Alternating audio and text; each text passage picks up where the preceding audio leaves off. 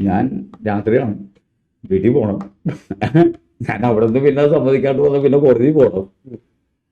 ഞാനത് ചാർജ് ചെയ്ത് ഞാൻ പിള്ളേരെ ജാമ്യത്തിൽ ഇറങ്ങി. പക്ഷേ ഞാൻ ഇവരെ കൊടുക്കാനോ തീരുമാനിച്ചു. എൻ്റെ പേരിൽ ഇന്നുവരെ ഒരു കേസില്ല. ഞാനിങ്ങനെ ഒരു കേസ് കിട്ടിയത് അനുഗ്രഹാഗ്യൊക്കെയാണ്. കാര്യം ഞാൻ കുറ്റം സമ്മതിക്കൂല. കോടതി തന്നെ വിളിക്കൂലോ.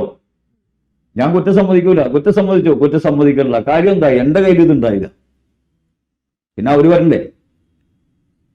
പിന്നെ എന്നെ പിടിച്ചവർ വരണ്ടേ? വരാണ്ട് പറ്റൂല. ഞാനിവരെ 5-6 കൊല്ലം അവിടെ കയറ്റിറക്കും. ഇവരെ 5-6 കൊല്ലം ഞാനവിടെ കയറ്റിറക്കും. എന്നിട്ട് ഈ സാധനങ്ങളൊക്കെ ഞാൻ വിടും പുറത്തേക്ക്. ഈ ഫേസ്ബുക്കിൽ ഞാൻ ഈ പണ്ട് ഇവര് എന്നെ കൊടുക്കുമെന്ന് പറഞ്ഞതും കുടിക്ക് കല്യത്തിൽ തരാമെന്ന് പറഞ്ഞതൊക്കെ ഞാൻ കോടതിയിൽ ഹാജരാക്കും.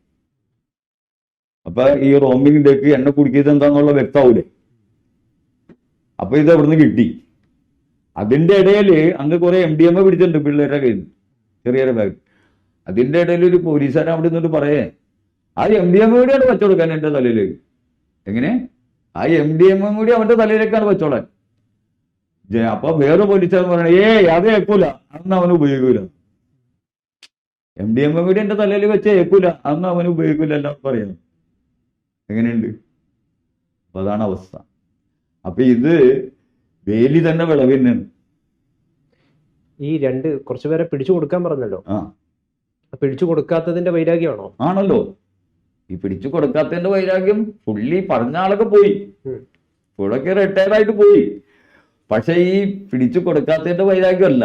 ഞാൻ ഇത് അവതരിപ്പിച്ച് പല വേദികളിലും അവതരിപ്പിച്ച്, ഞാൻ ഫേസ്ബുക്കിൽ ഇത് ഭയങ്കര വൈറലായിട്ടൊക്കെ വന്നൊരു സമയത്ത് ഞാൻ ഇത് പറഞ്ഞതൊക്കെ.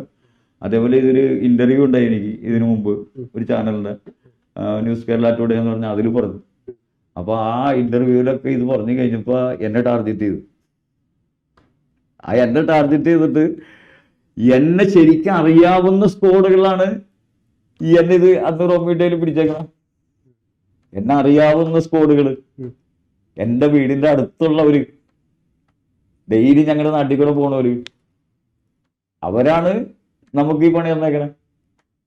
അപ്പൊ ഞാൻ പറയണത് എന്താന്ന് വെച്ച് കഴിഞ്ഞാൽ, ഇങ്ങനെ ഇപ്പൊ ഞാൻ പറഞ്ഞില്ലേ, എനിക്ക് തന്നെ ഈ ഓഫറൊക്കെ പിള്ളേർക്ക് കൊടുത്ത് അവര് വീഴല്ലേ,